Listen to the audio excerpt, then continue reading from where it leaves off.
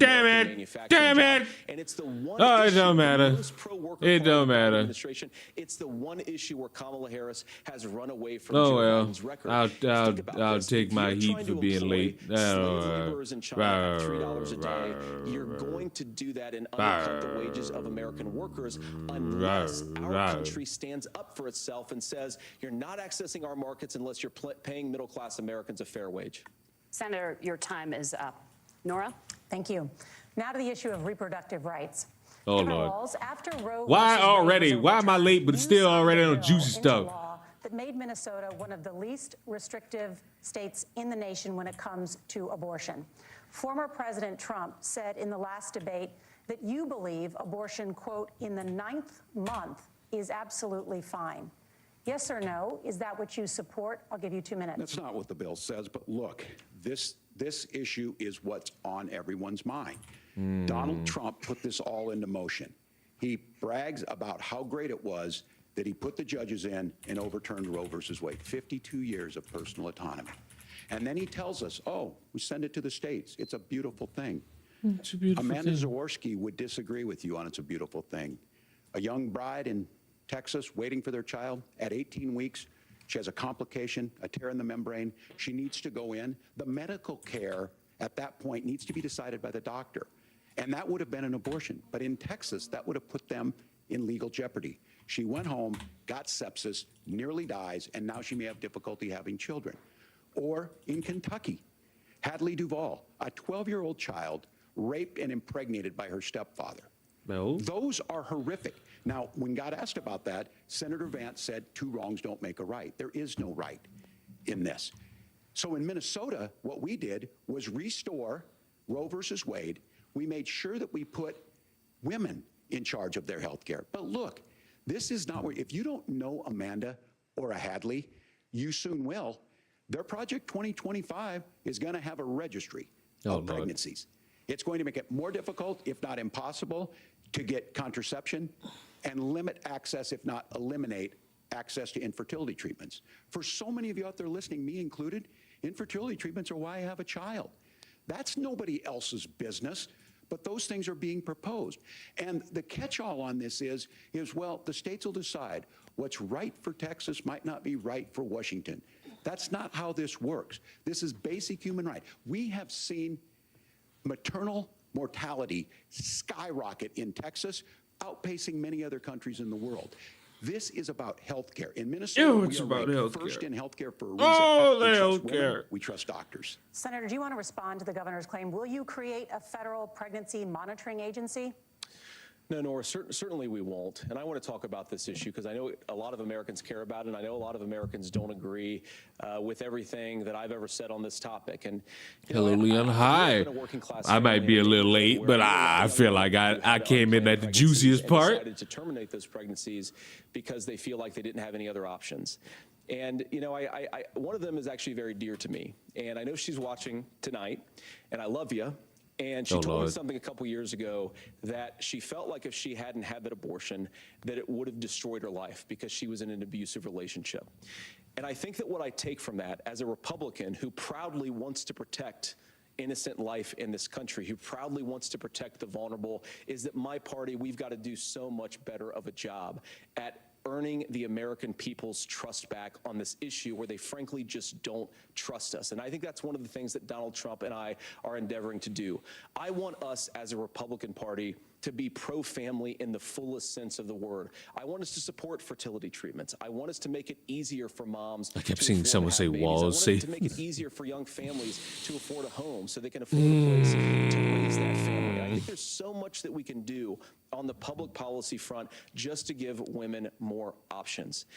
Now, of course, Donald Trump has been very clear that on the abortion policy specifically, that we have a big country and it's diverse. And California has a different viewpoint on this than Georgia. Georgia has a different viewpoint from Arizona. And the proper way to handle this, as messy as democracy sometimes is to let voters make these decisions, let the individual states make their abortion policy. And I think that's what makes the most sense in a very big, a very diverse, and let's be honest, sometimes a very, very messy and divided country.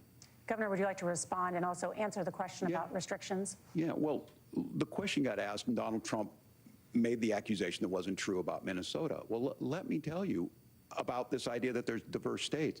There's a young woman named Amber Thurman. She happened to be in Georgia, a restrictive state. Because of that, she had to travel a long distance to North Carolina to try and get her care. Amber Thurman died in that journey back and forth. The fact of the matter is, how can we as a nation... I wish the VPs would debate for it. Fuck this. Okay, so I was trying to set this up way before, but I couldn't. But what I've watched, you could tell this debate will... 40 minutes in, these two motherfuckers should be running for president. President Harris talk about this subject and you hear me talk about it, you hear us talking exactly the same. Donald Trump is trying to figure out how to get the political right of this. I agree with a lot of what Senator Vance said about what's happening. His running mate, though, does not, and that's the problem. Governor, your time is up. Senator, let me ask you about that. He mentioned, it was, I think, referring to a national ban. In the past, you have supported a federal ban on abortion after 15 weeks. In fact, you said if someone can't support legislation like that, quote, you are making the United States the most barbaric pro-abortion regime anywhere in the entire world. My question is, why have you changed your position? Well, Nora, first of all, I never supported a national ban. I did when I was running for Senate in 2022 talk about setting some minimum national standard. For example, we have a partial birth abortion ban in place in this country at the federal level. I don't think anybody's trying to get rid of that, or at least I hope not, though I know that Democrats have taken a very radical pro-abortion stance. But Nora, you know, one of the things that changed is in the state of Ohio, we had a referendum in 2023, and the people of Ohio voted overwhelmingly. Are they way more professional? Yes. My position. These two motherfuckers are infinitely way more. This has become way more interesting. Now look, the eating the dogs quote won't be topped, but fuck, I'm walking away from this like way fucking better. Trust back. And that's why Donald Trump and I are committed to pursuing pro-family policies, making child care more accessible, making fertility treatments more accessible, because we've got to do a better job at that, and that's what real leadership is. Governor, your response. Well, I'm going to respond on the pro-abortion piece of that. No, we're not. We're pro-women. We're pro-freedom to make your own choice. We know what the implications are to not be that. Women having miscarriages. So maybe we're just not cooked, we're just steamed. No, we're still cooked because these are the VPs. And I'll be honest, a lot of motherfuckers ain't gonna hang around the VPs. They're gonna hang around the Ps, you know what I'm saying? We understand that too. We know that the options need to be available, and we make that true.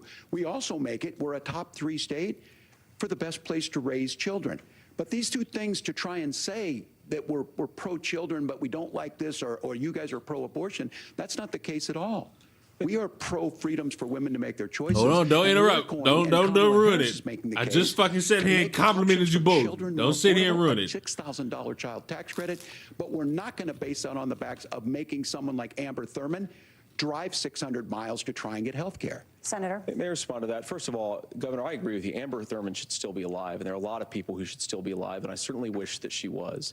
And maybe you're free to disagree with me on this and explain this to me, but as I read the Minnesota law that you signed into law, the statute that you signed into law, it says that a doctor who presides over an abortion where the baby survives, the doctor is under no obligation to provide life-saving care to a baby who survives a botched late-term abortion.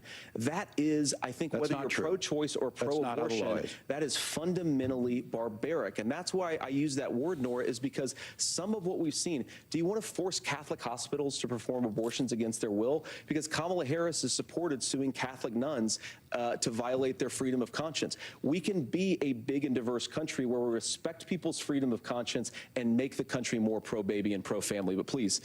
Yes, Governor, please respond. Look, this is one where there's always something there. This is a very simple proposition. These are women's decisions to make about their healthcare decisions, and the physicians who know best when they need to do this. Trying to distort the way a law is written to try and make a point, that's not it at all. What was I wrong about, Governor? Please tell me, what was I wrong about? That is not the way the law is written. Look, I've given this. But how? I've given this advice on a lot of things, that getting involved, getting engaged. Tell them how, Wlaz. The last debate. But the point on this is there's a continuation of these guys to try and tell women or to get involved. I use this line on this, just mind your own business. on this. Things worked best when Roe versus Wade was in place. When we do a restoration of Roe, that works best. That doesn't preclude us from increasing funding for children. It doesn't increase us from making sure that once that child's born, like in Minnesota, they get meals, they get early childhood education, they get health care. So the hiding behind we're going to do all these other things when you're not proposing them in your budget. Kamala Harris is proposing them. She's proposing all those things to make life easier for families. I asked a specific question, Governor. You gave me a slogan as a response. It's not the case. It's not true. That's not what the law says. So they fact-checked it with President Trump. Gentlemen, there's a lot to discuss. We have to move on, and we're going to be right back with much more of the CBS News vice presidential debate in just a moment. Nobody gonna believe me when I sit here and say that I feel like these fucking, what you call them, news anchors are doing a pretty good job of being on these motherfuckers' necks. What news station is this on? Is this on NBC? Is this on ABC? I really hope to God this isn't on Fox News. I really hope it's not on Fox News. If it's on Fox News, I feel like this shit will probably get worse before it gets better. But so far, so clean. I feel like maybe I did come into this late, so I'm hoping nothing about eating dogs or immigration in that part got brought up. I'm hoping, because I really just want to stick to the issues of some sort. I don't want to be bewildered by all the stupid America will always give me. You missed that? No, I gotta find it. Also, my streaming didn't fucking work. God damn it.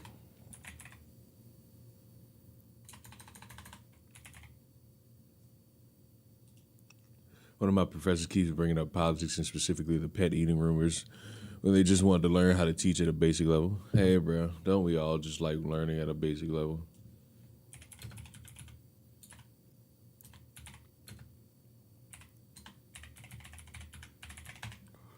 Sup, whore. Oh, no. Oh, no. Oh, no. Oh, no. I think I found it. Oh, no. I don't know if this is real or not. Oh, no. Nora? But Thank you. Senator, we have so much to get to. Margaret, Thank you, I think it's Nora. important We're because going to turn now to the debate- economy. Thank Margaret, you. the rules were that The you guys weren't economy, going to we're- fact check. And since you're fact checking me, I think it's important to say what's actually going on. Oh, what's the context of this? God damn it, I'm mad I missed some of this shit. Legal migrant apply for asylum or apply for parole and be granted legal status at the wave of a Kamala Harris open border wand. That is not a person coming in applying for. I don't give a fuck. You know what? Nah, I don't give a fuck. We need some age restrictions on who could be politicians and who could be running for shit. Cause look at the VP motherfucker. Look at the Democrat motherfucker. This is old. This is so old. Green card and waiting for 10 years. That is you, the Senator. facilitation of illegal immigration, Margaret, by Thank our you, own Senator, for leadership. describing the legal And Ka- and process. Kamala- We and have Kamala so much Harris to get opened up to, that Senator. pathway. Those We have laws so have Nora? Margaret, but Oh God, they don't have anything on. important We're gonna because turn now to the debate- economy. Thank Margaret, you. the rules were. Okay, so maybe they have brought it up. J.D. Vance refused to allow CBS debate moderators to tell viewers that that's a falsification of illegal immigration. CBS Oh, God. News polling, which does show that a majority Hold on, let me see. Okay, they're not back. of yet. Americans, more than 50%, support mass deportations. Look, we fix this issue with a bill that is necessary, but the issue on this is what happens when you don't want to solve it. You demonize it. And we saw this. And Senator Vance, and it surprises me on this, talking about and saying, I will create stories to bring attention to this. That vilified. He said that. He did say that. And that was a bad A look. large number of people who were here legally in the community of Springfield. The Republican governor said, it's not true. Don't do it. There's consequences for this. There's consequences. We could come together. Senator Langford did it. We could come together and solve this if we didn't let Donald Trump continue to make it an issue. And the consequences in Springfield were the governor had to send state law enforcement to escort kindergartners to school. I believe Senator Vance wants to solve this, but by standing with Donald Trump. Bomb threat was a bunch of motherfuckers from out the country. Still a concern? And not working together to find a solution, it becomes a talking point. And when it becomes a talking point like this, we dehumanize and villainize other human beings. Tim, Governor, your time is up. Senator, I'll give you 1 minute, but let me just ask you the question first. The governor has made the point, and I think as a sitting lawmaker, you know that Congress controls the purse strings and any funding. Hold on, are they back?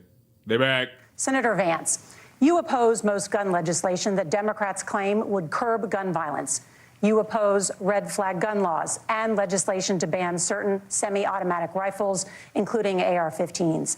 So let me ask you, earlier this year, for the first time, the parents of a school shooter were convicted of involuntary manslaughter and sentenced to 10 years in prison. Yes, Do you sir. think holding parents responsible could curb mass shootings? I'll give you 2 minutes. Yeah, well, Nora, on that particular case, I don't know the full details, but I certainly trust local law enforcement and local authorities. What the fuck you mean? You shot him at school. And then the parents got booked with him? You fiend! How do you not know this? This is a high-ranking issue in this country, yearly. As a father of 3 beautiful little kids, and our oldest is now in 2nd grade. And like a lot of parents, we send our kids to school with such hope and such joy and such pride at their little faces on the first day of school. And we know, unfortunately, that a lot of kids are going to experience this terrible epidemic of gun violence. And of course, our hearts go out to the families that are affected by this terrible stuff. And we do have to do better. And I think that Governor Walz and I actually probably agree that we need to do better on this. The question is just, how do we actually do it? Now, here's something that really bothers me and worries me about this epidemic of violence. The gross majority, close to 90% in some of the statistics I've seen, of the gun violence in this country is committed with illegally obtained firearms. And while we're on that topic, we know that thanks to Kamala Harris's open border, we've seen a massive influx in the number of illegal guns run by the Mexican drug cartels. So that number, the amount of illegal guns in our country is higher today than it was 3.5 years ago. But what do we do about the schools? What do we do to protect our kids? And I think the answer is, and I say this not loving the answer, because I don't want my kids to go to school in a school that feels unsafe or where there are visible signs of security. But I unfortunately think that Angie, we have on to your own, increase it's just you. security in our schools. We have to make the doors lock better. We have to make the doors stronger. We've got to make the windows stronger. And of course, we've got to increase school resource officers, because the idea that we can magically wave a wand and take guns out of the hands of bad guys, it just doesn't fit with recent experience. So we've got to make our schools safer. And I think we've got to have some common sense bipartisan solutions for how to do that. Governor, you have 2 minutes. Well, I think all the parents watching tonight, this is your biggest nightmare. Look, I got a 17-year-old, and he witnessed a shooting at a community center playing volleyball. Those things don't leave you. As a member of Congress, I sat in my office surrounded by dozens of the Sandy Hook parents, and they were looking at my 7-year-old picture on the wall. Their 7-year-old were dead, and they were asking us to do something. And look, I'm a hunter. I own firearms. The vice president is. We understand that the Second Amendment is there, but our first responsibility is to our kids to figure this out. In Minnesota, we've enacted enhanced red flag laws, enhanced background checks, and we can start to get data. But here's the problem. If we really want to solve this, we've got folks that won't allow research to be even done on gun violence. And this idea that we should just live with it, and here's what I do think, that this is a good start to the conversation. I 100% believe that Senator Vance hates it when these kids, it's abhorrent and it breaks your heart. I agree with that. But that's not far enough when we know there are things that worked. I've spent time in Finland and seen some Finnish schools. They don't have this habit. Ugh, what the fuck even was though that? They have a high gun ownership rate. This motherfucker just swallow all his spit. Reasonable things that we can do Yuck. to make a That difference. mic is too good. It's not infringing on your Second Amendment. And the idea to have some of these weapons out there, it just doesn't make any sense. Kamala Harris, as an attorney general, worked on this issue. She knows that it's there. No one's trying to scaremonger and say we're taking your guns, but I ask all of you out there, do you want your schools hardened to look like a fort? Is that what we have to go? When we know there's countries around the world that their children aren't practicing these types of drills.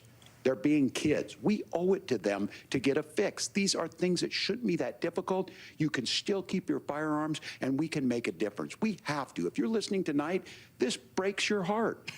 Senator. Tim, first of all, I didn't know that your 17-year-old witnessed a shooting. And I'm sorry about that, and I hope that he's appreciate doing you saying okay. so. Christ have But- mercy. It is awful. And I appreciate what Tim said, actually, about Finland, because I do think it illustrates some of the frankly, weird differences between our own country's gun violence problem and Finland. Okay, first of all, we have way higher rates of mental health abuse, or mental health substance abuse. We have way higher rates of depression, way higher rates of anxiety. Yes. We unfortunately have a mental health crisis in this country that I really do think that we Yes. need to get to the root causes of, because I don't But think we it's the whole don't. reason why we have such a bad gun violence problem, but I do think it's a big I hope this don't turn into a trans discussion, because we have more than just motherfuckers in the trans community with mental health. You still ain't got nothing done about these men mental health. in a lot of our big cities. And this is why we have to empower law enforcement to arrest the bad guys, put them away, and take gun offenders off the streets.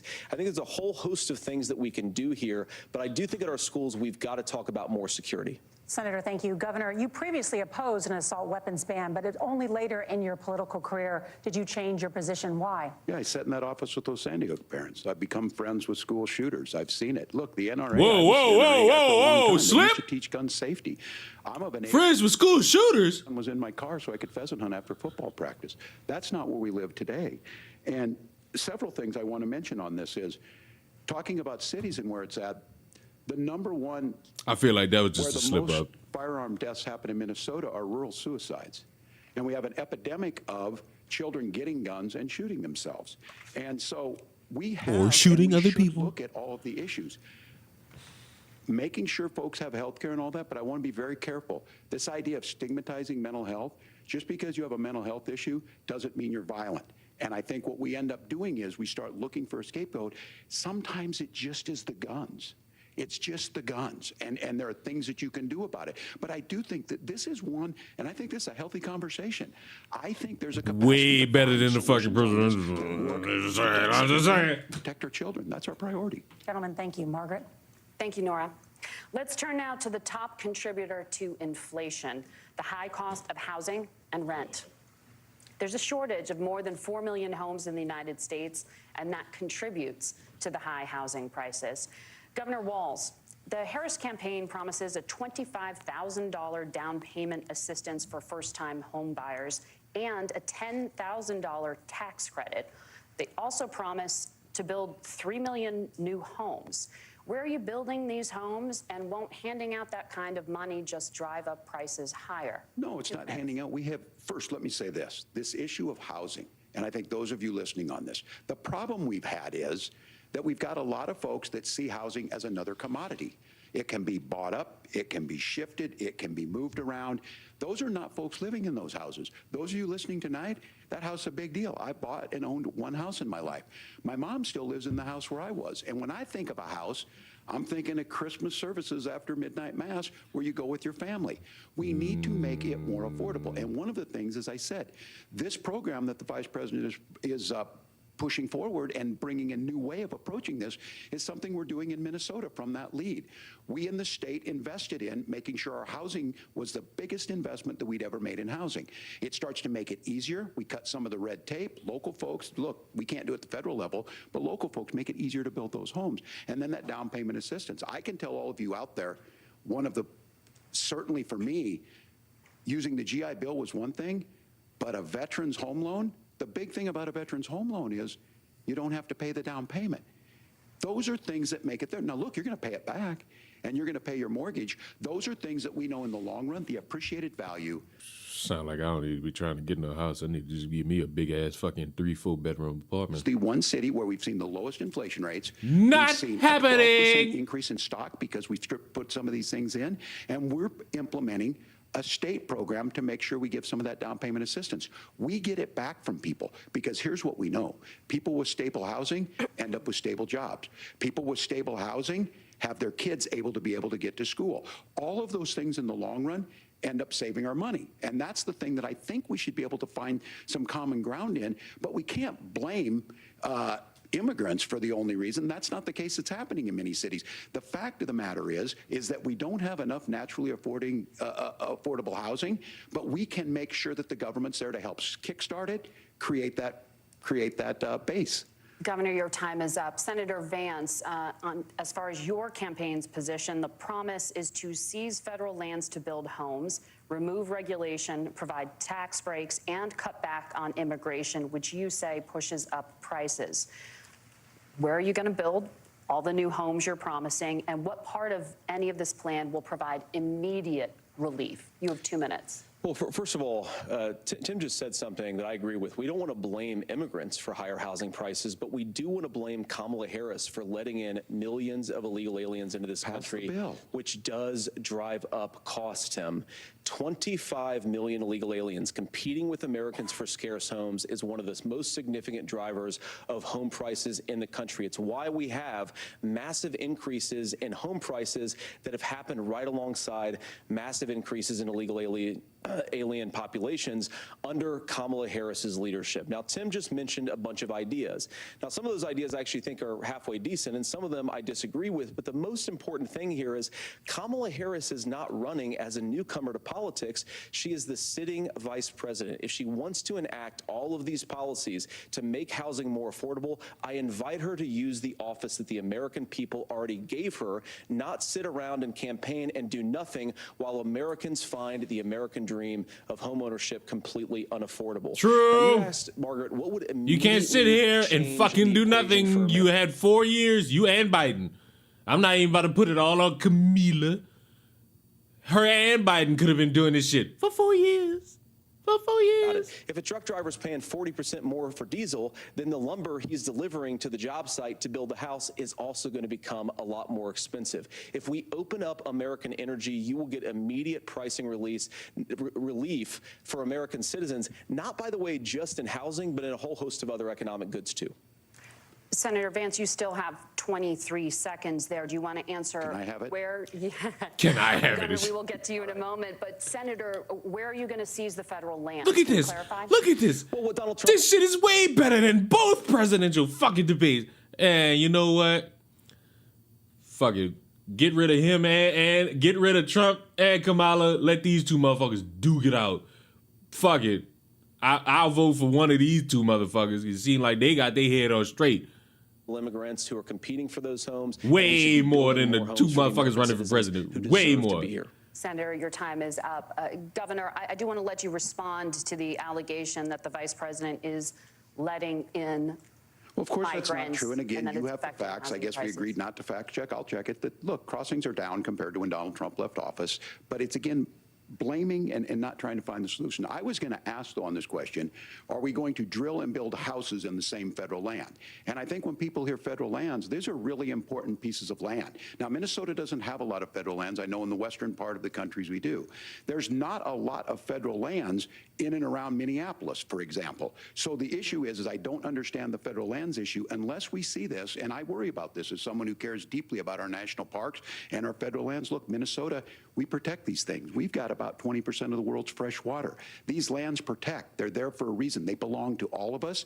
But again, this is when you view housing and you view these things as commodities. Like, there's a chance to make money here. Let's take this federal land and let's sell it to people for that. I think there's better ways to do this. We've seen in Minnesota, what do you mean? we're able to refurbish some of these houses. We're What do able you to mean? make some investments. That What's the gets problem? people in. And I'm still on the fact on this. Economists, Senator Vance, you said you don't like the economists. Which economists are saying that it is immigrants that's adding to the cost? Governor, Where's your the study?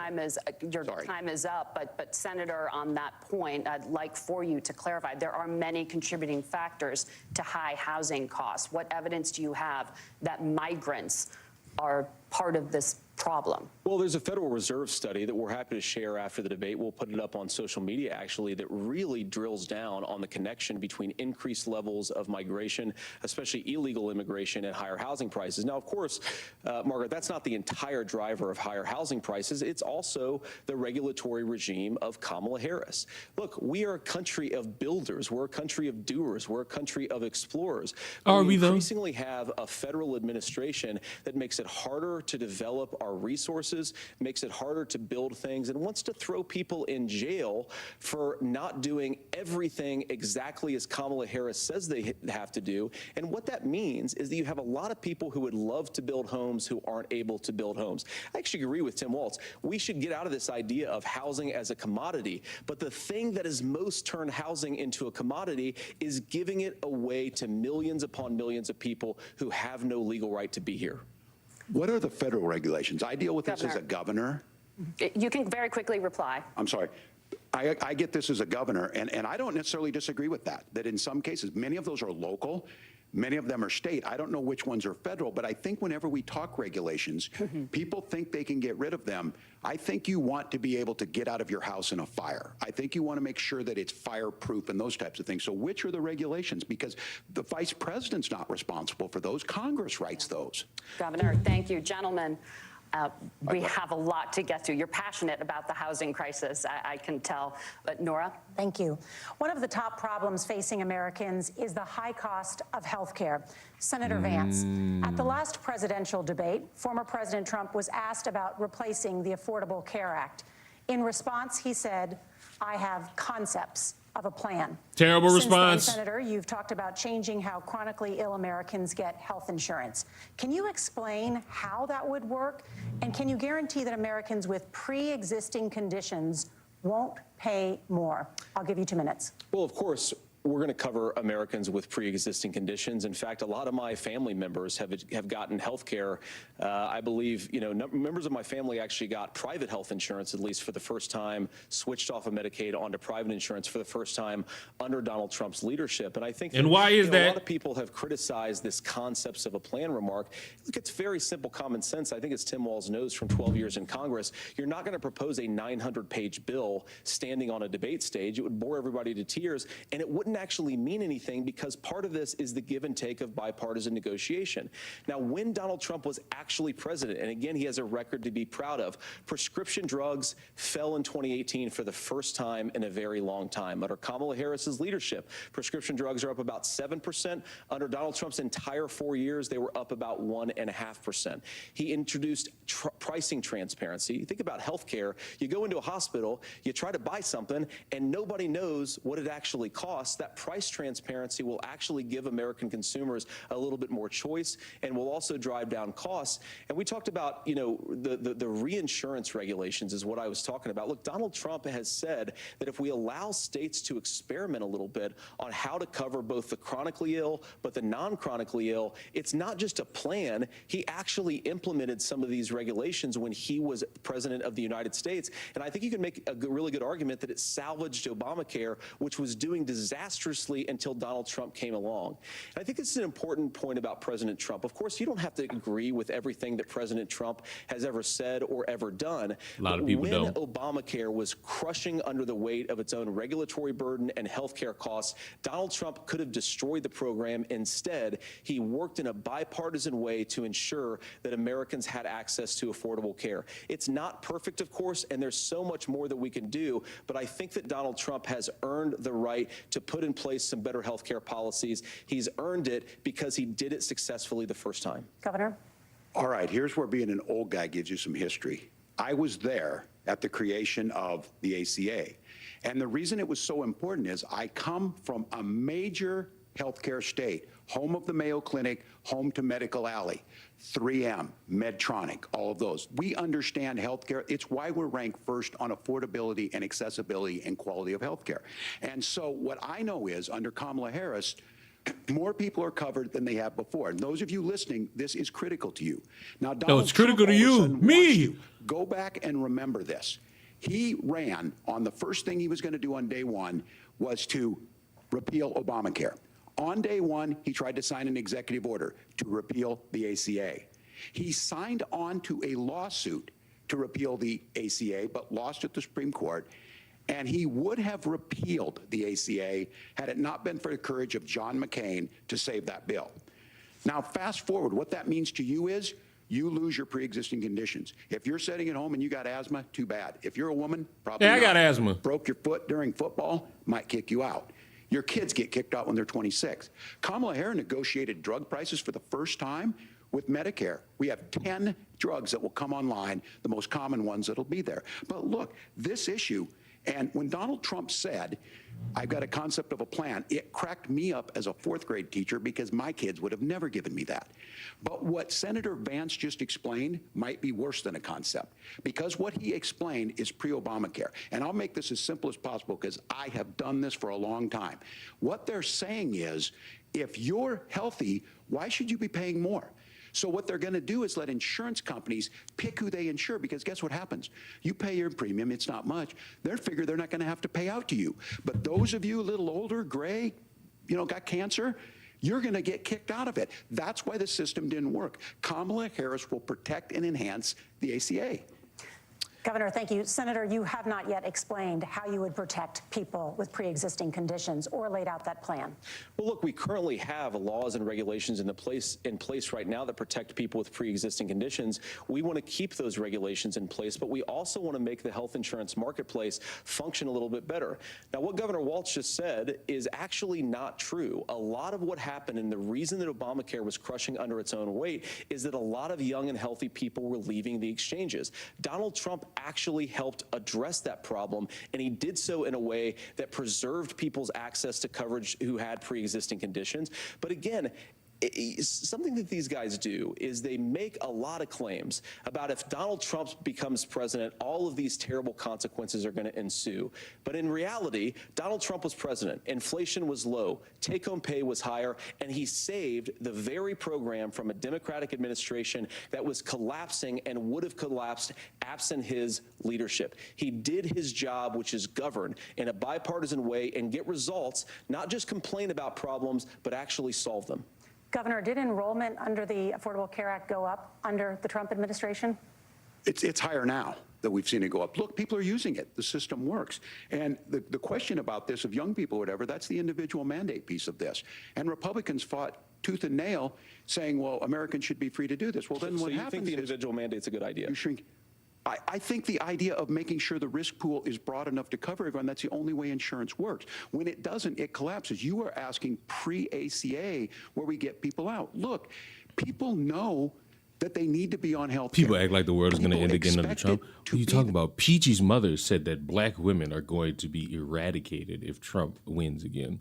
Are you not aware? Okay. When we help people who might not be able to afford it get there, and we make sure then when you get sick and old, it's there for you. Because I heard people say, well, I don't want to buy into Medicare or whatever. Good luck buying health care once you get past 70. So look, the ACA works. We can continue to do better. Kamala Harris did that. The way she made everything better was negotiating those 10 drugs on Medicare for the first time in American history. Thank you. Margaret? Can I address that? I apologize. We're out of time. We have a number of subjects to discuss. Margaret? Let's talk about families in America. There is a child care crisis in this country, and the United States is one of the very few developed countries in the world without a national paid leave program for new parents. Governor Walz, you said that if Democrats win both the White House and Congress, this is a day one priority for you. How long should employers be required to pay workers while they are home taking care of their newborns? You have 2 minutes. Yeah, well, that's negotiable, and that's what Congress worked. But here's what the deal is. Americans sitting out there right now, you may work for a big company. Look, we're home in Minnesota to some of the largest Fortune 500 companies. Kamala Harris knows that in California. Fuck. Those companies provide paid family and medical leave. One is, I think they're moral and they think it's a good thing, but it also keeps their employees healthy. We in Minnesota passed a paid family and medical leave. You have a child, and I had to go back to work 5 days after my kids were born. This allows you to stay home a certain amount of time. What we know is that gets the child off to a better start, the family works better, we stay in their employers, we get more consistency in that. So Kamala Harris has made it a priority. We implemented it in Minnesota, and we see growth. That's how you become a pro-business state. But the negotiations on it, and here's the issue, those big companies are able to offer it. Those of you out there who don't have it, just imagine what happens if you get cancer or your child gets sick. We know what happens. You end up staying home. In some places, that means no paycheck because you've got no protection on that. This is the case of an economy that Donald Trump has set for the wealthiest amongst us. He's willing to give those tax breaks to the wealthiest. He's willing to say, bust those unions up, do whatever. What we're saying is the economy works best when it works for all of us. And so a paid family medical leave program, and I will tell you, go to the families or go to the businesses and ask them. As far as childcare on this, you have to take it at both the supply and the demand side. You can't expect the most important people in our lives to take either our children or our parents to get paid the least amount of money. And we have to make it easier for folks to be able to get into that business and then to make sure that folks are able to pay for that. We were able to do it in Minnesota, and I'm still telling you this. We were listed as the best state. We're still in crisis on this. A federal program of paid family and medical leave and help with this will enhance our workforce, enhance our families, and make it easier to have the children that you want. Governor, your time is up. Senator, do you support a national paid leave program? And if so, for how long should employers be mandated to pay their employees while they are home taking care of their newborn? You have 2 minutes. Yeah, well, first of all, Margaret, a number of my Republican colleagues and some Democrats, too, have worked on this issue. And I think there is a bipartisan solution here because a lot of us care about this issue. I mean, look, I speak from this very personally because I'm married to a beautiful woman who is an incredible mother to our 3 beautiful kids, but is also a very, very brilliant corporate litigator. And I'm so proud of her. But being a working mom, even for somebody with all of the advantages of my wife, is extraordinarily difficult. And it's not just difficult from a policy perspective. She actually had access to paid family leave because she worked for a bigger company, but the cultural pressure on young families and especially young women, I think makes it really hard for people to choose the family model they want. A lot of young women would like to go back to work immediately. Some would like to spend a little time home with the kids. Some would like to spend longer at home with the kids. We should have a family care model that makes choice possible. And I think this is a very important substantive difference between Donald Trump and Kamala Harris's approach. I mean, look, if you look at the federal programs that we have that support paid family leave right now, the Community Development Block Grant, and there's another block grant program that spends a lot of money from the federal government. These programs only go to one kind of child care model. Let's say you'd like your church maybe to help you out with child care. Maybe you live in a rural area or an urban area and you'd like to get together with families in your neighborhood to provide child care in the way that makes the most sense. You don't get access to any of these federal monies. We want to promote choice in how we deliver family care and how we promote child care because, look, it is unacceptable. And, you know, of course, Tim and I have been on the campaign trail a lot the past 7 or 8 weeks. And one of the biggest complaints I hear from young families is people who feel like they don't have options, like they're choosing between going to work or taking care for their kids. That is an incredible burden to put on American families. We're the only country that does it. I think we could do a heck of a lot better. Senator, thank you. You have also said, Senator Vance, many things about the American family.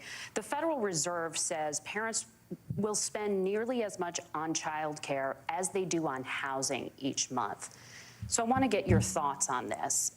President Trump recently said, as much as child care is talked about as being expensive, it's relatively speaking not very expensive compared to the kinds of numbers we'll be taking in.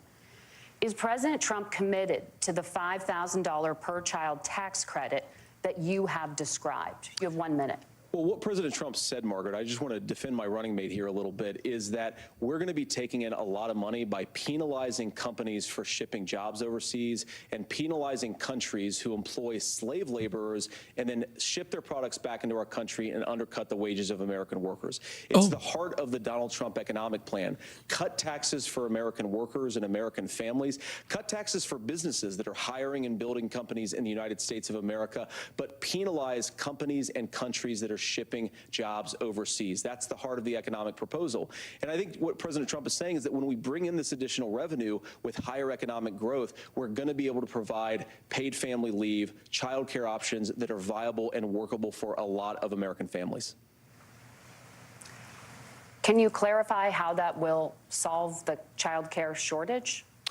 Well, because as Tim said, a lot of the child care shortages, we just don't have enough resources going into the multiple people who could be providing family care options.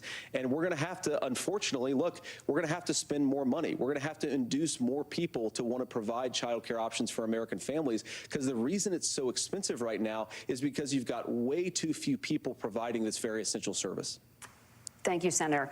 Governor Wlaz, your ticket also has some child care tax credit proposals. Do you think Congress will agree to the $6,000 credit for newborns and $3,000 credit for children over the age of 6, as your campaign has promised? Is that realistic? Well, if these members of Congress are listening to anybody, I can tell you, and this is the biggest issue. Everybody listening tonight knows. I mean, I'm sure they were shocked to hear it's not that expensive. And let's be clear, whether it's $5,000 or $6,000, that pays you about 3 or 4 months. Let's be clear of where we're at on this. It's because we got out of an imbalance on this. We thought we were going to get by not paying people. I don't think Senator Vance and I are that far apart. I'm not opposed to what he's talking about on options. We've done scholarship types of things. Let these two motherfuckers be the presidents. The case. But the issue here lesbian gay love. You asked is, you're not going to pay for it with these tariffs. That's just adding another $4,000 on the family and taking less. So not only do they not get the money to pay for that, they're $4,000 in the hole. That's Wharton School. That's his alma mater. And so I think the issue here is, if those members of Congress, I can't believe they're not. When I go to businesses, sure, they'll talk about taxes sometime, but they will lead with child care and they will lead with housing, because we know the problem is, especially in a state like Minnesota, we need more workers because our economy's growing, but we need the workforce. Governor, thank you. We need to move on. Nora? Let's talk about the state of democracy, the top issue for Americans after the economy and inflation. After the 2020 election, President Trump's campaign and others filed 62 lawsuits contesting the results. Judges, including those appointed by President Trump and other Republican presidents, looked at the evidence and said there was no widespread fraud. The governors of every state in the nation, Republicans and Democrats, certified the 2020 election results and sent a legal slate of electors to Congress for January 6th. Senator Vance, you have said you would not have certified the last presidential election and would have asked the states to submit alternative electors. That has been called unconstitutional and illegal. Would you again seek to challenge this year's election results, even if every governor certifies the results? I'll give you 2 minutes. Well, Nora, first of all, I think that we're focused on the future. We need to figure out how to solve the inflation crisis caused by Kamala Harris's policies, make housing affordable, make groceries Wait a affordable. minute. You can't fucking solve the future. We worried about the past, and if you motherfucking might repeat What it. President Trump has said is that there were problems in 2020, and my own belief is that we should fight about those issues, debate those issues peacefully in the public square, and that's all I've said, and that's all that Donald Trump has said. Remember, he said that on January the 6th, the protesters ought to protest peacefully. And on January the 20th, what happened? Joe Biden became the president, Donald Trump left the White House, and now, of course, unfortunately, we have all of the negative policies that have come from the Harris-Biden administration. Why are you skipping over January 6th? Why did you go immediately to 20th? Democracy in this country, but unfortunately, it's not the threat to democracy that Kamala Harris and Tim Walz want to talk about. It is the threat of censorship. It's Americans casting aside lifelong friendships because of disagreements over politics. It's big technology companies silencing their fellow citizens, and it's Kamala Harris saying, like Twitter, debate and persuade. Twitter silenced me. She'd like to censor people who engage in misinformation. I think that is a much bigger threat to democracy than anything that we've seen in this. Why is it a threat to stop misinformation? The answer is, is it really misinformation, or are motherfuckers just abusing their power? Which is a good response. The onus is on people being credible, being hired in these positions to actually fact check these motherfuckers, not motherfuckers you hire just to say, censor these mean things about me and my people. Behind a basic American First Amendment principle that we ought to debate our differences. We ought to argue about them. We ought to try to persuade our fellow Americans. Kamala Harris is engaged in censorship at an industrial scale. She did it during COVID. She's done it over a number of other issues. And that, to me, is a much bigger threat to democracy than what Donald Trump said when he said that protesters should peacefully protest on January the 6th. Governor? Well, I've enjoyed tonight's debate, and I think there was a lot of commonality here, and I'm sympathetic to misspeaking on things, and I think I might have with the senator. Me too, man. There's one though that this one is troubling to me, and I say that because I think we need to tell the story. Donald Trump refused to acknowledge this, and the fact is that I don't think we can be the frog in the pot and let the boiling water go up. He was very clear. I mean, he lost this election, and he said he didn't. 140 police officers were beaten at the Capitol that day, some with the American flag, several later died. And it wasn't just in there. In Minnesota, a group gathered on the state capitol grounds in St. Paul and said, we're marching to the governor's residence and there may be casualties. The only person there was my son and his dog, who was rushed out crying by state police. That issue, and Mike Pence standing there as they were chanting, hang Mike Pence. Mike Pence made the right decision. So, Senator, it was adjudicated over and over and over. I worked with kids long enough to know, and I said as a football coach, sometimes you really want to win, but the democracy is... This motherfucker, a football coach, a fourth grade teacher, a janitor, fuck. And then what you else? try and do everything you can to help the other side win. That's what was at stake here. Now, the thing I'm most concerned about is the idea that imprisoning your political opponents, already laying the groundwork for people not accepting this. And a president's words matter. A president's words matter. And he also blamed the Jewish people. So I think this issue of settling our differences at the ballot box, shaking hands when we lose, being honest about it, but to deny what happened on January 6th, the first time in American history that a president or anyone tried to overturn a fair election and the peaceful transfer of power. And here we are 4 years later in the same boat. I will tell you this, that when this is over, we need to shake hands this election, and the winner needs to be the winner. This has got to stop. It's tearing our country apart. Margaret? Senator Vance, did you want to respond to that? Yeah, well, look, Tim, first of all, it's really rich for Democratic leaders to say that Donald Trump is a unique threat to democracy when he peacefully gave over power on January the 20th, as we have done for 250 years in this country. We are going to shake hands after this debate and after this election. And of course, I hope that we win, and I think we're going to win. But if Tim Walz is the next vice president, he'll have my prayers, he'll have my best wishes, and he'll have my help whenever he wants it. But we have to remember that for years in this country, Democrats protested the results of elections. Hillary Clinton in 2016 said that Donald Trump had the election stolen by Vladimir Putin because the Russians bought like $500,000 worth of Facebook ads. This has been going on for a long time. True. And if we want to say that we need to respect the results of the election, I'm on board. But if we want to say, as Tim Walz is saying, that this is just a problem that Republicans have had, I don't buy that. Governor. January 6th was not Facebook ads. And I think a revisionist history on this. Look, I don't understand how we got to this point. But the issue was that happened. I do. Donald Trump can do it. And all of us say there's no place for this. It has massive repercussions. This idea that there's censorship to stop people from threatening to kill someone, threatening to do something, that's not censorship. Censorship is book banning. We've seen that. We've seen that brought up. I just think for everyone tonight, and I'm going to thank Senator Vance. I think this is the conversation they want to hear. And I think there's a lot of agreement, but this is one that we are miles apart on. This was a threat to our democracy in a way that we had not seen. And it manifested itself because of Donald Trump's inability to say. He is still saying he didn't lose the election. I would just ask that. Did he lose the 2020 election? Tim, I'm Yes. focused on the future. Did Kamala Harris Just say yes. censor Americans from speaking their mind in the wake of the 2020 COVID situation? That is Has she tried to- that is a damning non-answer. It's a damning non-answer for you to not talk about censorship. Obviously, Donald Trump and I think that there were Oh, problems in no. 2020. We've Deviation. talked about it. I'm happy to talk about it further. But you guys attack us for not believing in democracy. The most sacred right under the United States democracy is the First Amendment. You yourself have said there's no First Amendment right to misinformation. Kamala Harris wants to use the threatening or power hate of speech. government and big tech to silence people from speaking their minds. That is a threat to democracy that will long outlive this present political moment. I would like Democrats and Republicans to both reject censorship. Let's persuade one another. Let's argue about ideas, and then let's come together afterwards. You can't yell fire in a crowded theater. That's the test. That's the Supreme Court test. Tim, fire in a crowded theater. You guys wanted to kick people off of Facebook for saying that toddlers shouldn't Senator, wear the masks. governor does That's have the not floor. Fire in a crowded theater.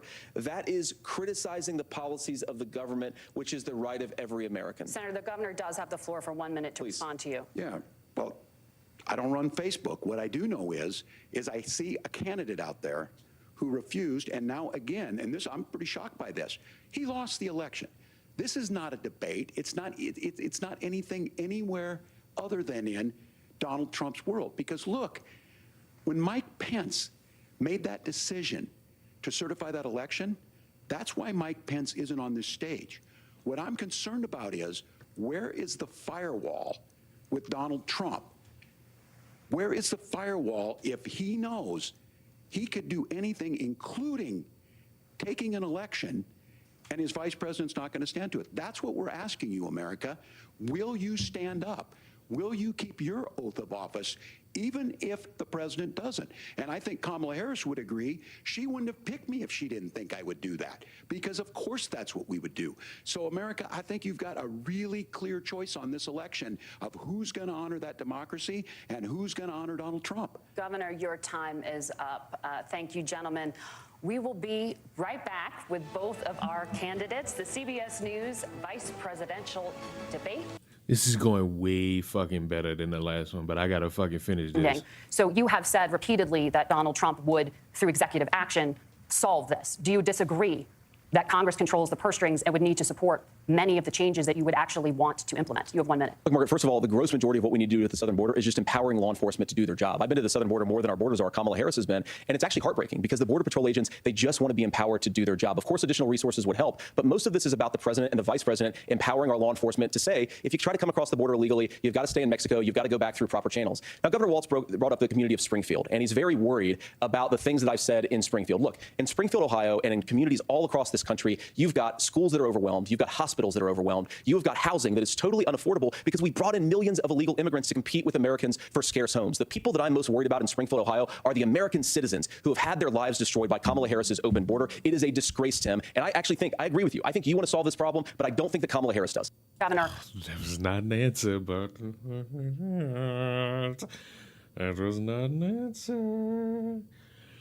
That was not an answer.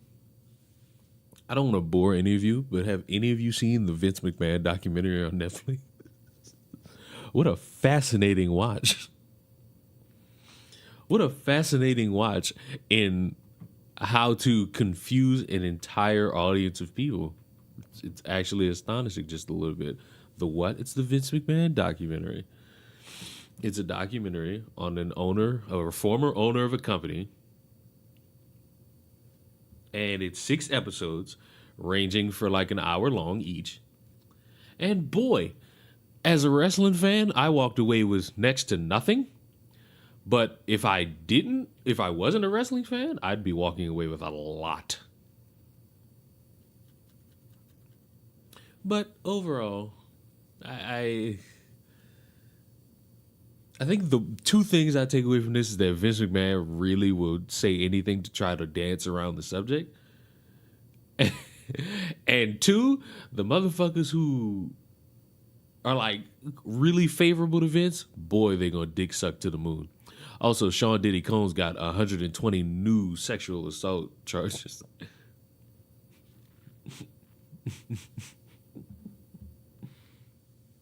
How the fuck you sitting in jail and get 120 more? Like, what the fuck?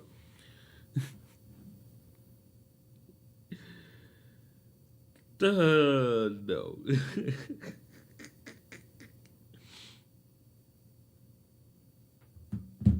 Oh, dear God, what else is new? Iran and Israel are fighting, because I think I woke up to that information. What else? He ain't never gonna see the light of day. That's true. And if he does, everybody who made a post about the baby oil, you might as well just go on the run. He's gonna be looking for you. He's gonna be looking for you. He's gonna be looking for you.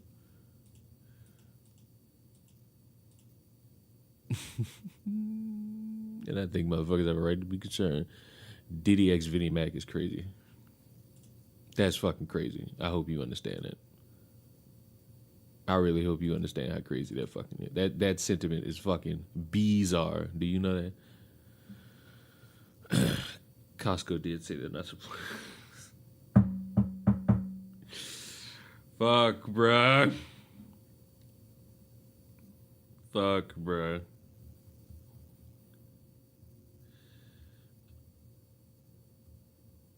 Oh, they're back, I think. Debates. When it ends, join us right here. Analysis. But now, back to the debate.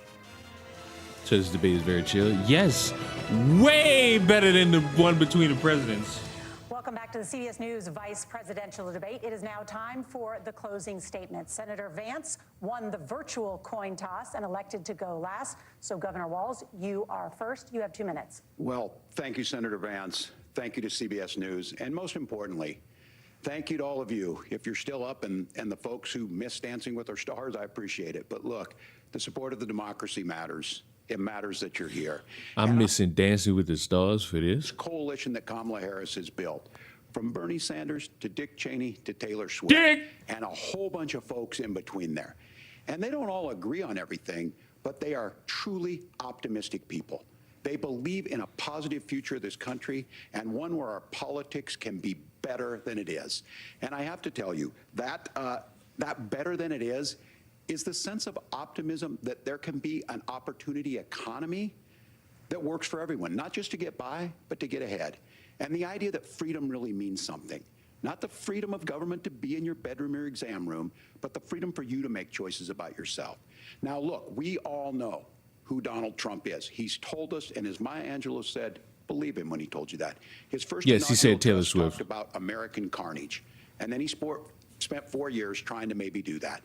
Senator Vance tonight made it clear he will stand with Donald Trump's agenda. He will continue to push down that road. Excuse me. Kamala Harris gives us a different option. Now, I'll have to tell you, I'm going to be careful about the quotes, but there's one that Senator Vance said that does resonate with me. He said Donald Trump makes the people I care about afraid. I won't lie. It's kind of sad to have to rely on the yeah, because if you just let them all talk, you realize how bad they are. So you got to have a couple of endorsements to help soothe the pathway. Bringing us a new way forward. She's bringing us a politics of joy. She's bringing real solutions for the middle class, and she's centering you at the heart of that. All the while asking everyone, join this movement, make your voices heard. Let's look for a new day where everybody gets that opportunity and everybody gets a chance to thrive. I humbly ask for your vote on November 5th for Kamala Harris. Ignore Governor that. Wlaz, thank you. Senator Vance, your closing statement. Well, I want to thank Governor Walz, you folks at CBS, and of course the American people for tuning in this evening. And one of the issues we didn't talk about was energy. And I remember when I was being raised by my grandmother, when she didn't have enough money to turn on the heat some nights because Ohio gets pretty cold at night. Electricity. And because money was often very tight. And I believe, as a person who wants to be your next vice president, that we are a rich and prosperous enough country where every American, whether they're rich or poor, ought to be able to turn on their heat in the middle of a cold winter night. That's gotten more difficult thanks to Kamala Harris's energy policies. I believe that whether you're rich or poor, you ought to be able to afford a nice meal for your family. That's gotten harder because of Kamala Harris's policies. I believe that whether you're rich or poor, you ought to be able to afford to buy a house. You ought to be able to live in safe neighborhoods. Hold on. You might be wrong about that one. Because of Kamala Harris's policies. Rich or poor, you might want to be a little bit rich, or you won't get a house. When she stands before the American people and says, I think rich or poor, you should be able to afford an apartment. You know, a house. She's been the vice president for 3.5 years. Day one was 1,400 days ago, and her policies have made these problems worse. Now, I believe that we have the most beautiful country in the world. I meet people on the campaign trail who can't afford food, but have the grace and generosity to ask me how I'm doing and to tell me they're praying for my family. What that has taught me is that we have the greatest country, the most beautiful country, the most incredible people anywhere in the world. But they're not going to be able to achieve their full dreams with the broken leadership that we have in Washington. They're not going to be able to live their American dream if we do the same thing that we've been doing for the last 3.5 years. We need change. We need a new direction. We need a president who has already done this once before and did it well. Please vote for Donald Trump. We need Obama. Vote for me or vote for Tim Walz. I just want to say I'm so proud to be doing this, and I'm rooting for you. God bless you, and good night. Senator Vance, thank you. And thank you both for participating in the only vice presidential debate of this election cycle. I'm Margaret Brennan. And I'm Nora O'Donnell. And a reminder, there are just 35 days until Election Day. Please get out and vote. And for all of us here at CBS News, thank you and good night. Why did these two motherfuckers have a better fucking debate overall? And why are they talking so leisurely? Why? It's impossible. How did we get here? Why? Leon, should I vote? If you're of age and you have the ability to do so and you truly feel as if your vote is going to matter, you should absolutely go fucking vote. Absolutely. Now, the controversial hot take of the century is that these two motherfuckers should be running for president. And, you know, whoever wins, you know, that's on you. But fuck! This is way better. This was way fucking better. Time for the hot takes. You might be right about that. So let me look up Fox News. Let me see what they're talking about over there. Let me see what they're talking about over there on the Foxy. You know what I'm saying? Let's see if they getting started. Why I can't see nothing? Oh, their feed is dead. I'm still not voting. Well, here it is. You got one motherfucker that ain't voting.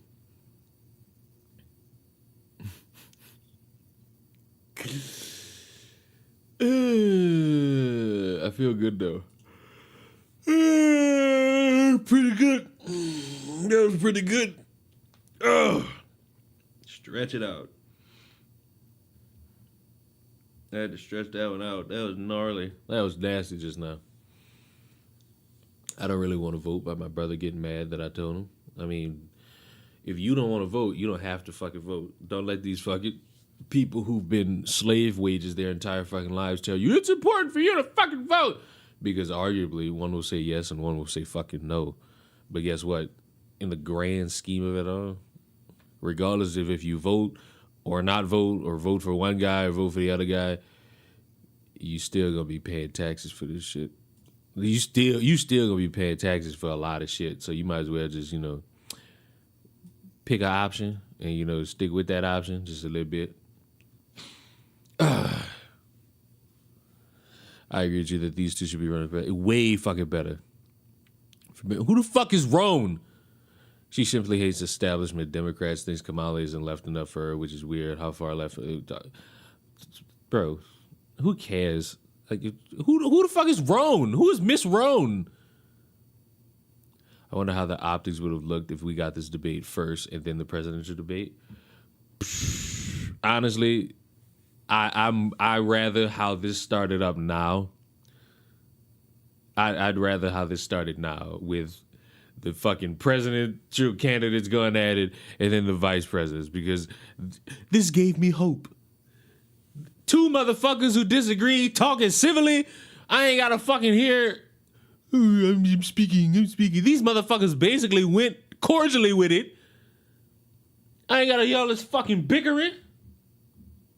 Way fucking better. Gave me a sense of peace. Chappelle Roan, the singer. Oh, wow. The singer. As if I know anything about. You want to try again? Are you just gonna keep that going? You willing to try again? I hope you're willing to try again. She had to cancel a concert because people were threatening her for having common sense. Jesus Christ. Let's see what this shit is all about. Chapel Roan.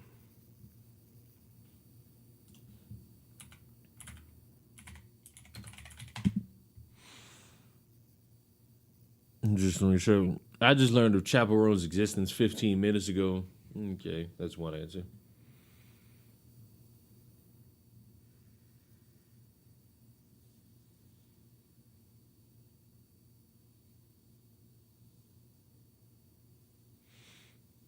Ethel Cain defends Chappelle Roan against people demanding that she endorse Kamala Harris.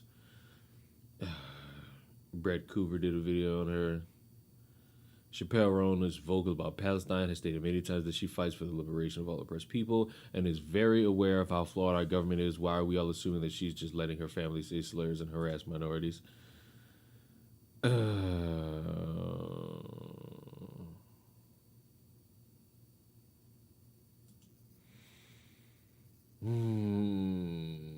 But what sparked this shit? Do I have to watch a fucking Brett Cooper video And I'm not saying that as fuck Brett Cooper. I'm saying that as it's 10 o'clock at night.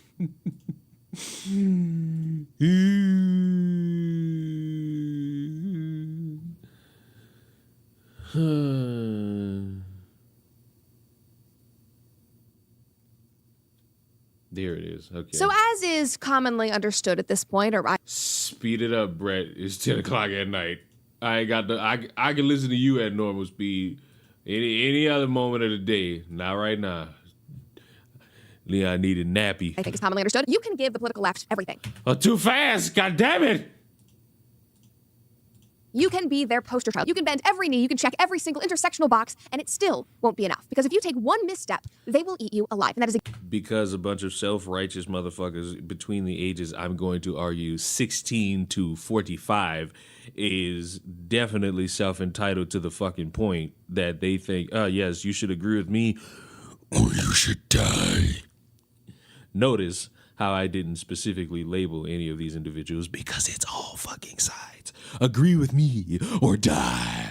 It's exactly what's happening right now to the singer Chapel Roan. Before we dive into this story, though, make sure that you like this video, subscribe to the comment section channel if you've not already, and of course, hit that notification bell so you never miss one of our episodes. And as you guys probably know, I was on vacation the last couple of weeks. We had a lot of fun evergreen episodes come out while I was out of town. So if you've not caught up on those, you can go back in the channel and check them out. I even played some video games for you. All right, so to get into the story, I feel like some people... Excuse me, video games? While I was out of town. So oh, good Lord. Context, so Chapel Roan blew up on I respect no one who has a VR headset. the scene earlier this year with her song Good Luck Babe, which I personally love. I think it is a bop. I actually got in big trouble on my social media for posting a reel with that as the audio on the reel. People on the left were upset with me because they were like, we can't believe that you're using an LGBTQ artist's music when you're so bigoted. People on the right were like, you should not be supporting this person. And I was like, people, it's a fun song. Get over it. I'm having a great time. All right, anyway, that's my own history with Chapel Roan. But Chapel has an interesting story because she has been trying to make it in this industry for years. She has had a steady TikTok following since COVID era, but she had a meteoric rise in 2024 that really shot her into mainstream real celebrity and fame. Like Much like a lot of individuals. hundreds of millions of streams on her songs on Spotify and Apple Music, festivals, and I know I'm... Listen, all right. I know I'm supposed to be paying attention to Brett. We love Brett. I just want to continue from the fucking video I posted like 2 hours ago. I hate niggas. Like, y'all... It's something about a collective group of people that like to just regurgitate shit. Why should I sit here and say that I should not? Why should I feel as if it's karma for an entire city for a Telegram group of people trying to commit acts of violence based on sex, religion, creed, all this shit?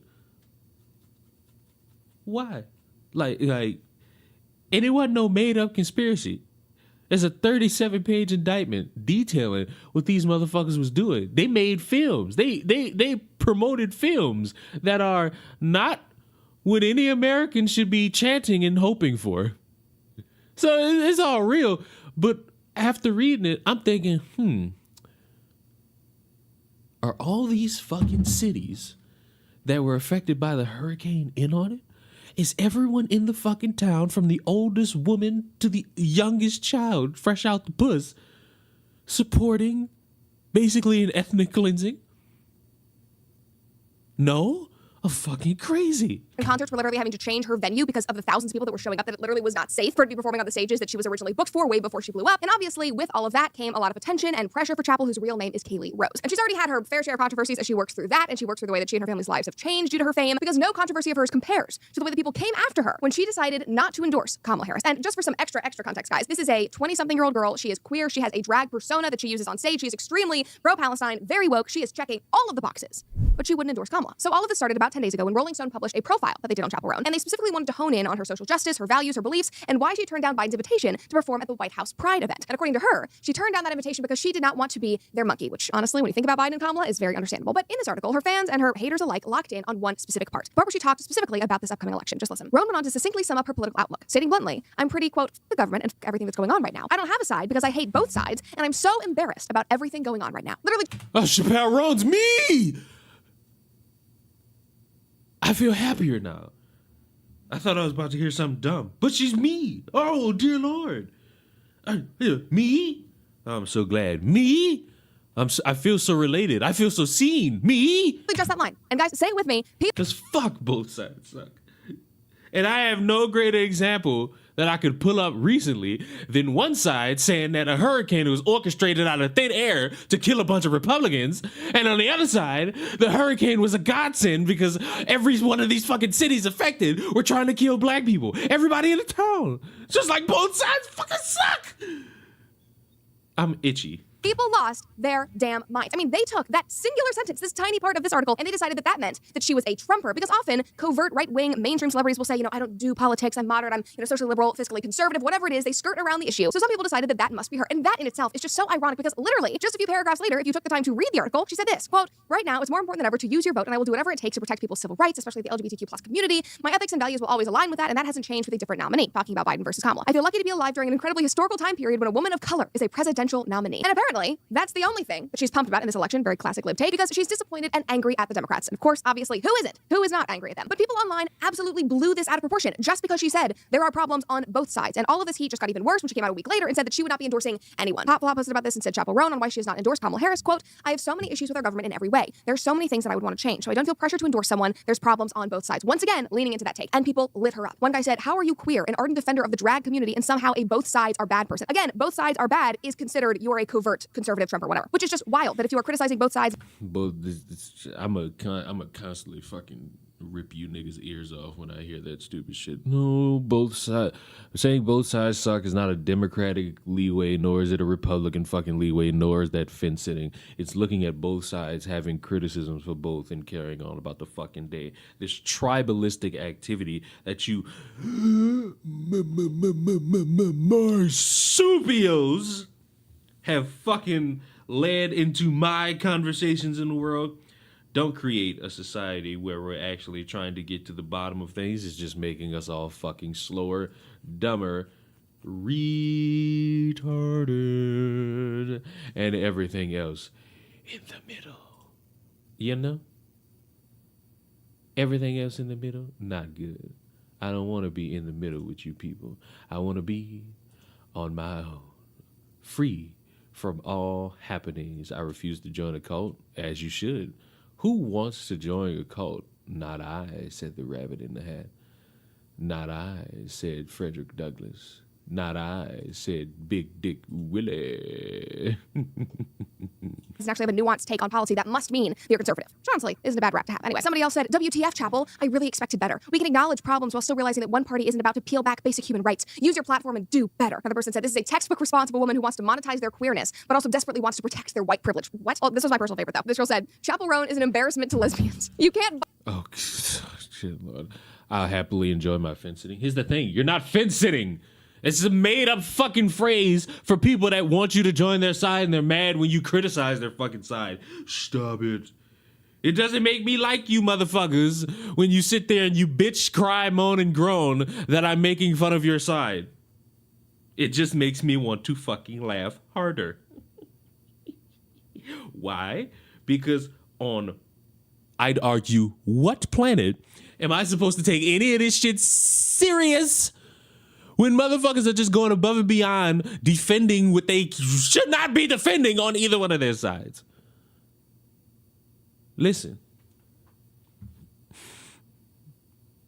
I'm going to say this. There's only 30 of us here.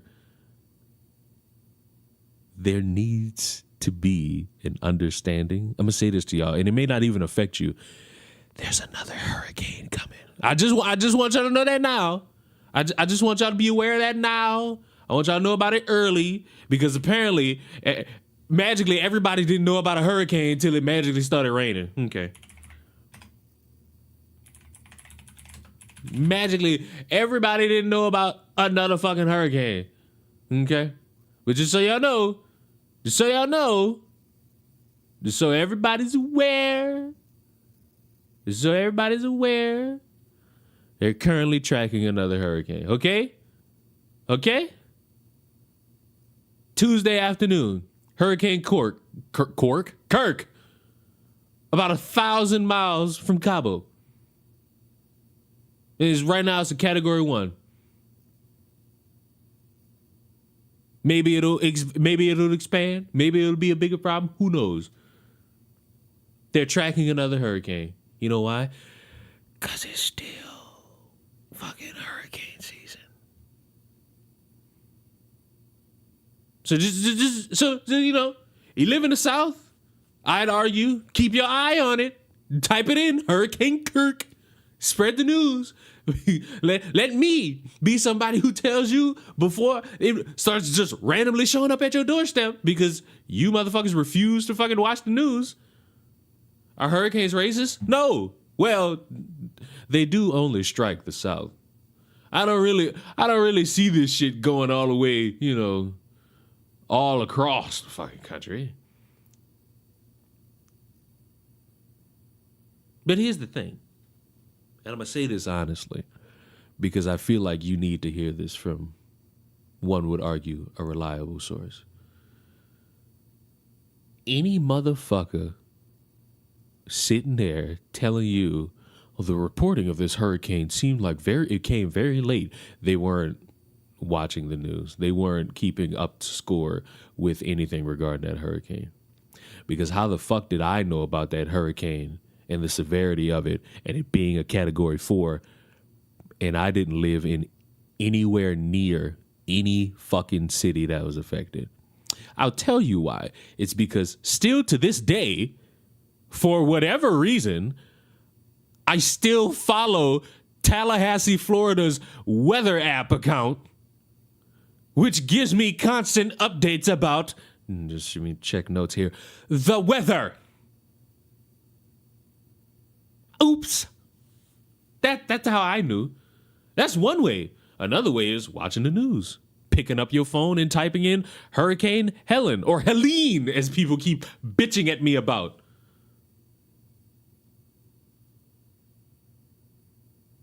This shit sickened me.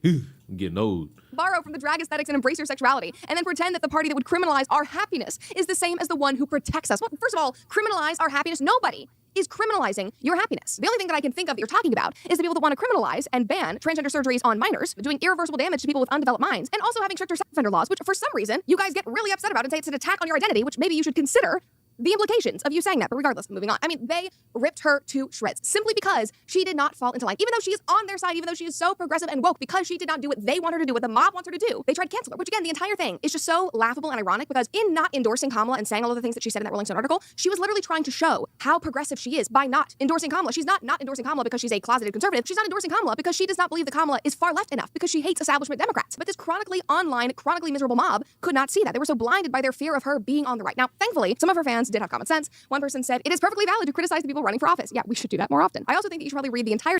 Yes, you should, including the individual on your side, Miss Brett. We love you, Brett. We love you, Brett. Of things instead of deceptive edits. Another person said, because they are both bad. Having to choose the lesser of two evils is getting old, and it should be okay to say that out loud. Another person said, because believe it or not, there are bigger issues than those facing the drag community that impact far more people. That's a dangerous thing to say online. To think that someone can't say both sides are bad because of a micro policy issue just goes to show how simple these try to appear intelligent progressives are, which is just so true. Because guys, when push comes to shove, protecting drag queen story hour at your local library is really on the low end of priorities for I think the majority of Americans. Like I genuinely believe that people probably care more about their dog's kibble than they do about drag queen story hour. I mean, for me, my dog's diet is a significantly higher priority than drag queens. As you guys know, I do love how, you know what, out of all the motherfuckers, Brett's the only one who could actually transition into a fucking sponsor with a little bit of grace. These other motherfuckers will be talking and talking and talking, and we'll be right back with after we hear a word from our sponsor. And it's lazily done, and I can appreciate little old Brett just finding a fucking story and weaving her fucking way into it. I take my health very seriously. I'm cautious about the things that I eat, but products I use on my skin, loud. The chapel decided that she needed to set the record straight. She needed to respond. And so she posted this on her TikTok, which is the way that she normally communicates with her fans. I have encouraged people to use critical thinking skills, learn about what they're voting for, learn about who they're voting for, and ask questions. And it's being completely taken out of context, per usual. There is nuance to what I say in interviews. And I think it's important that people use critical thinking. No, Chapel, that's just not allowed in 2024. You can't ask your party to use critical thinking skills because I'm sorry, I don't think they have any. I literally think they are all gone. I think it's important for me to question authority and question world leaders and question myself, question my algorithm. All very good things. I think I disagree with her on basically every single policy issue, but I can agree with her on that, and I think that that's a very healthy thing that literally every single person should be doing. Now, at the end, she wanted to make it clear that she was not a Trumper, and she said this. Hear from my mouth, if you're still wondering. No, I'm not voting for Trump. And yes, I will always question those in power and those making decisions over other people. and I will stand up for what's right and what I believe in. Again, none of that is problematic. And people on both sides should look at this and say this is actually a very reasonable thing to be doing. I might not agree with your values, but at least you're working through them and being conscientious and questioning those in power, which again, all of us should be doing on both sides. But in order to get that apparently controversial message across, she literally had to beg her fans to just read her full quotes in her articles and have some critical thinking skills, literally begging them to believe that she was not voting for Trump, to believe her virtue signaling. But Yes, because it's difficult for a collection of people to actually just sit their fucking asses down and read. Because reading is hard. I'm gonna give you an example. Of how hard reading is for some individuals. And even when you slam the door and drive away, I still set the table for two. Where is it? Here's my proof. The fucking Telegram thing I was talking about like 6 minutes ago. This is the 37-page document. Like this is the 37-page document, and in it you will find a lot.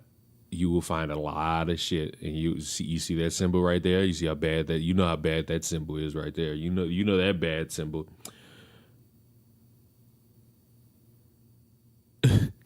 This fucking 37 pages shows you that two individuals led a group of people via Telegram, and they fucking got in that position because the last leader of the group got fucking arrested. Why? For the same shit these motherfuckers got arrested for. And listen, after reading through this, if you'd like to, go to the video I posted. The link is right there in the description. After reading that, I beg anyone to answer this question honestly. Does this mean everybody gotta fucking die? Does this mean everybody home gotta go? This shit is stupid. Is Brett super right-leaning or just a little? I'd argue just like a little, which is not a problem. I'd argue a little. She has her moments, which concerns the soul, but those are just moments. Those are just moments. Oh, the Brett Cooper. Yeah. She has those moments where she's like really overtly excited for the conservatives, which who in their right mind could be shocked by that? She's Ben Shapiro's clone, and that's my conspiracy theory, and I'm taking that shit to the grave. I don't give a fuck. I could be wrong about it, but guess what? I'll take it to the grave. Everybody else get to take shit to the grave. Why I can't take shit to the grave? Yeah. If she wasn't connected to the Daily Wire, I'd support her more. So? What does being connected to the Daily Wire have to do with support? Now, your answer is probably going to be, I fucking hate them. They're a bunch of racist Nazis. Insert word here. So you know what? Sure, you can have that. I'm going to sit here and say, Brett is exactly what conservatives need more of. An actual fucking individual who can relate to the 20-somethings and the teenagers in not a cringy, you're going to die if you don't listen to my way type of attitude, which unfortunately is a wide variety of conservative media. She's the best thing in the Daily Wire. I would argue that that is true. Some people will say it's Michael Knowles. Some people will say it's Matt Walsh. Some people will say it's Ben. I don't think anyone will say it's that older guy. But I feel like Brett is exactly what you want. Somebody younger who's able to communicate to that younger audience. Because as much as you motherfuckers who are in your 40s and your 50s say you don't give a fuck about the younger generation and how much they bitch and all this shit, it would behoove you to like start building that bridge so that these motherfuckers don't look at y'all as a bunch of racist bigots who just want to fucking see you all control women.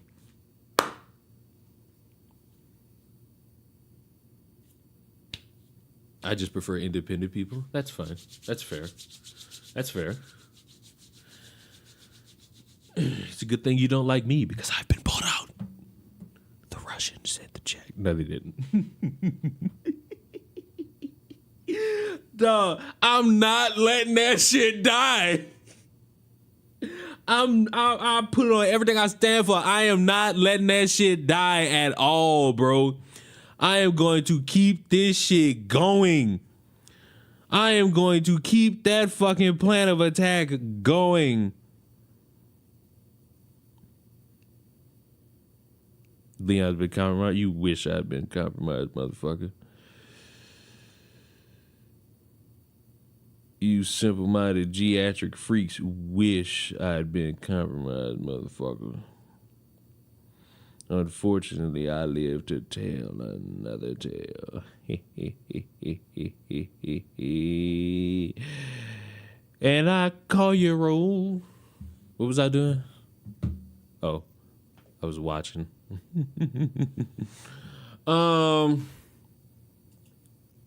You're not allowed to be compromised. I mean, fuck, everybody else get to be compromised and they get loved for it.